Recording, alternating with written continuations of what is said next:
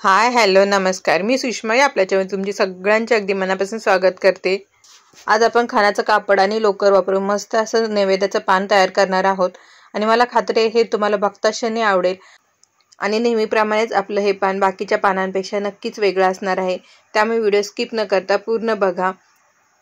हे बघा, इथे मी हिरव्या कलरचं खाण्याचं कापड घेतलेलं आहे आणि एका साईडला मी मार्किंग करून घेणार आहे। तर इथे मी 16 इंच बाय 18 इंच अशा पद्धतीचे एक चौकोनी मार्किंग करून घेणार आहे आणि आपण हा शेप अगोदर अस्तरवरती कट करून घेऊयात आणि नंतर मग खाण्याच्या कापडावरती कट करून घेऊयात। तर इथे मी 18 इंच बाय 16 इंच असा अस्तर कट करून घेतलेला आहे। आता आपण अस्ताची अशा पद्धतीने घडी घालून घ्यायची आहे। घडी घालून झाल्यानंतर जी साइड आपली ओपन आहे त्या ओपन साइडून आपण कोपऱ्यातून 8 इंच वरती मार्किंग करायची आहे आणि त्याच कोपऱ्यातून आपण 4.5 इंच मध्ये मार्किंग करायची आहे आणि व्हिडिओमध्ये दाखवल्याप्रमाणे थोडासा गोलाकार असा शेप देऊन घ्यायचा आहे। तुम्ही मी सांगितल्याप्रमाणे मेजरमेंट घेतलं तर तुमच्या पानाचा शेप खूप छान येणार आहे, त्यामुळे हेच मेजरमेंट वापरायचं आहे। आता आपण हा गोलाकार भाग कट करून घेऊयात। तर हा शेप ओपन केल्यानंतर आपला अशा पद्धतीने दिसेल। आता आपण हे अस्तर खाण्याच्या कापडावरती ठेवायचं आहे। तुम्हाला जर बॉर्डर पाहिजे असेल तर तुम्ही अशा पद्धतीने ठेवायचं आहे, पण मला बॉर्डर नको होती त्यामुळे मी हे ज्या साईडला प्लेन भाग आहे त्या साईडलाच अस्तर ठेवलेला आहे। आपण मगाशी खाण्याच्या कापडावरती मार्किंग केली होती त्यावरतीच आपण अस्तर ठेवून अस्तर कट करून घेतलेला आहे, पण आपण मगाशी जर खाण्याच्या कापडावरती शेप दिला असता तर आपलं कोपऱ्यातलं कापड वाया गेलं असतं। त्यामुळे मी खाण्याच्या कापडावरती शेप न देता अस्तरवरती शेप दिला, जेणेकरून आपलं कापड वेस्ट व्हायला नको। आपल्या अस्तराप्रमाणेच कापड सुद्धा कट करून झालेलं आहे।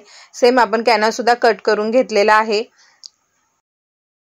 आपण पुन्हा एकदा हे खाण्याचं कापड घ्यायचं आहे आणि त्या कापडाची बरोबर मध्यभागी अशा पद्धतीने घडी घालायची आहे आणि घडीवरती आपण 2-3 वेळा बोट फिरवायचं आहे, म्हणजे आपल्या घडीवरती सेंटर तयार होईल आणि त्या सेंटरवरती आपण चॉकने मार्किंग करून घ्यायची आहे, म्हणजेच ह्या पानावरती आपल्याला सेंटरची लाईन तयार करून घ्यायची आहे।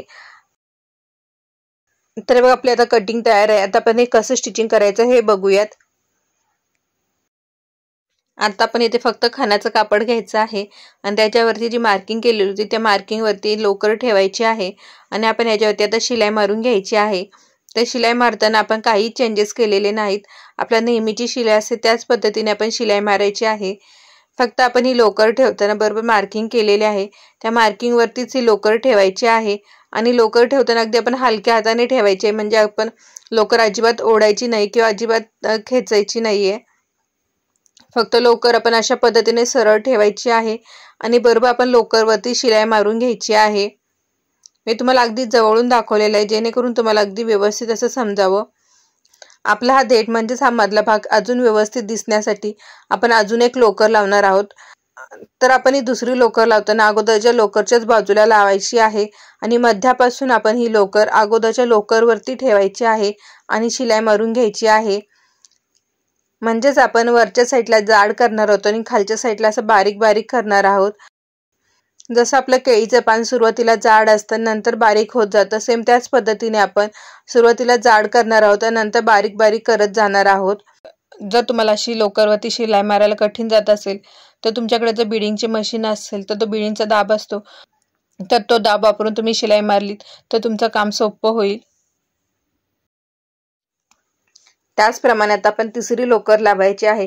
तर तिसरी लोकर लावताना अगोदरच्या 2 आहेत त्याच्याच बाजूला आपण तिसरी लोकर ठेवून लावायला सुरुवात करायची आहे। फक्त आपण सेंटर पासून नंतर ती एकमेकांवरती ठेवायला सुरुवात करायची आहे। हे बघा, आपली तिसरी लोकर सुद्धा लावून झालेली आहे आणि तुम्हाला अजून जाड पाहिजे असेल तर तुम्ही चौथी लोकर सुद्धा ह्याच पद्धतीने लावून घ्यायची आहे। मी इथे 4 लोकर लावून घेतलेल्या आहेत आणि तुम्हाला जर क्रॉसमध्ये अशा पद्धतीने लोकर पाहिजे असेल तर सेम याच पद्धतीने तुम्ही क्रॉसमध्ये सुद्धा लोकर लावून घ्यायची आहे। मला क्रॉसमध्ये नको होती त्यामुळे मी फक्त मध्ये सेंटरला 4 लोकर लावून घेतलेल्या आहेत। तर बघा, मी तुम्हाला अगदी जवळून दाखवत आहे की आपण ही लावलेली लेस कशा पद्धतीने दिसत आहे। तर हे बघा, वरच्या साईडला आपलं जाड आहे आणि खालच्या साईडला बारीक बारीक होत आलेला आहे। आता आपण ह्याला कॅनव्हास लावायचा आहे। तर कॅनव्हास लावताना अगोदर आपण कॅनव्हास नेहमीप्रमाणे इस्त्रीने चिटकवून घेऊयात। तर सरळ बाजू आपण खालच्या साईडला ठेवायची आहे आणि त्याच्यावरती आपण हा कॅनव्हास ठेवायचा आहे। कॅनव्हास ठेवताना आपण बरोबर सेंटरवरती सेंटर ठेवायचा आहे आणि नंतर आपण इस्त्री करायला सुरुवात करायची आहे। आपण कापडावरती कॅनव्हास ठेवून इस्त्री केल्यामुळे आपला कॅनव्हास कापडाला व्यवस्थित असा चिकटतो, आपली फिनिशिंग सुद्धा चांगली येते आणि आपलं काम सुद्धा पटपट होतं। तर हे बघा अशा पद्धतीने आपण इस्त्री फिरवून घेतलेले आहे। तर हे बघा आपलं कापड कॅनव्हासला व्यवस्थित असं चिकटलेलं आहे। तुम्ही हे कापड किती हलवलं तरी ते गोळा होणार नाही, ते कॅनव्हासला व्यवस्थित असं चिटकून बसलेलं आहे। आता आपण या कॅनव्हासवरती शिलाई मारण्याची लाईन आखून घ्यायची आहे, म्हणजे आपली लाईन सरळच येते तरी सुद्धा आपला शेप इकडे तिकडे व्हायला नको, म्हणून मी एक रफ लाईन मारून घेतलेली आहे।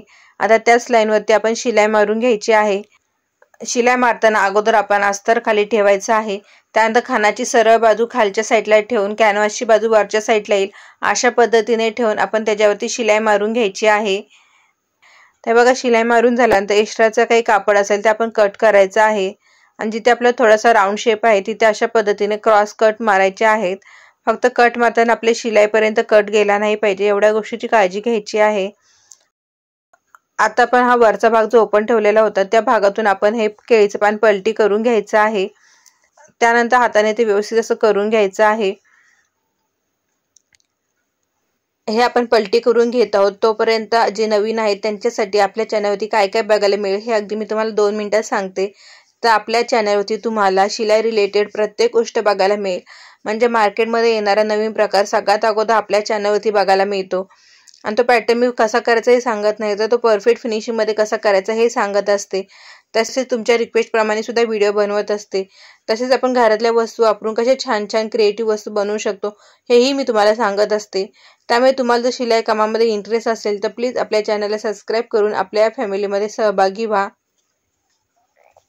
हे बघा पान पलटी करून झाल्यानंतर हाताने व्यवस्थित असं करून घ्यायचं आहे। आपण जी लाईन तयार केलेली होती ती बरोबर आपल्या सेंटरवरतीच आलेली आहे। आता आपण वरची साईड फोल्ड करायची आहे, तर त्या अगोदर आपले काही धागे वगैरे किंवा लेवल वगैरे व्यवस्थित नसेल तर ती लेवल व्यवस्थित करून घ्यायची आहे। त्यानंतर आपण वरची साईड फोल्ड करून घ्यायची आहे, तर वरची साईड आपण डबल फोल्ड करून त्याच्यावरती शिलाई मारून घ्यायची आहे। तर हे बघा आपलं बेसिक केळीचं पान तयार आहे, पण आपलं हे पान अजून छान दिसण्यासाठी याला आपण एक लेस लावणार आहोत। तर ही समोसा लेस असल्यामुळे ही मी खालून लावायला सुरुवात केलेली आहे, म्हणजे आपले फक्त ह्या लेसचे कोनच दिसले पाहिजेत अशा पद्धतीने आपण ही लेस लावून घेतलेली आहे। तुमच्याकडे जी काही लेस असेल ती तुम्ही लावली तरी चालेल किंवा तुम्ही नाही लावली तरी सुद्धा चालेल, तरी ते छानच दिसणार आहे। तर हे बघा पानाला आपली लेस लावून झालेली आहे। तर हे बघा दोन्ही साईडून आपली फिनिशिंग किती छान दिसत आहे। तर अगदी साधं सिंपल आपलं केळीचं पान तयार आहे। कसं वाटतं हे कमेंट करून मला नक्की सांगा आणि हे पान आवडलं असल्यास तुमच्या फ्रेंड आणि फॅमिलीसोबत शेअर करायला विसरू नका। आणि जर हे पान तुम्हाला पाहिजे असेल तर मला नक्कीच तुम्ही ह्याची ऑर्डर देऊ शकता आणि हे पान किंवा अजून दुसऱ्या कोणत्याही गोष्टी तुमच्या आवडीप्रमाणे कस्टमाइज सुद्धा करून मिळतील। तुम्हाला जर मी स्टिचिंग केलेले कोणतेही प्रोडक्ट पाहिजे असतील तर मला इंस्टाग्रामला मेसेज करा, नक्कीच तुम्हाला रिझनेबल दरामध्ये मिळतील। व्हिडिओ पूर्ण बघितल्याबद्दल धन्यवाद। पुन्हा भेटू छानशा व्हिडिओमध्ये, तोपर्यंत बाय आणि टेक केअर।